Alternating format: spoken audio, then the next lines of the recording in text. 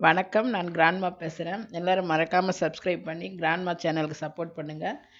நடிகர் விஜய் அவர்கள் படத்தில் நடிப்பதையெல்லாம் விட்டுவிட்டு அரசியலுக்கு வராரே, மக்களுக்கு நல்லது செய்ய வரார் போல இருக்குன்னு பார்த்தா, அவரும் சராசரி அரசியல்வாதிகள் தான்னு நிரூபிச்சிட்டார். 2வது கட்டமாக நேற்று மாணவர்களை சந்தித்து பரிசுகளை வழங்கினார். விஜய் இப்பொழுது மாணவர்களுக்கு என்ன அறிவுரை சொல்லப் போகிறார் என்று எல்லோரும் எதிர்பார்த்துக்கிட்டு இருக்கும்போது அவர் பேசுறதை கேட்டு எல்லாரும் அதிர்ச்சி ஆயிட்டாங்க.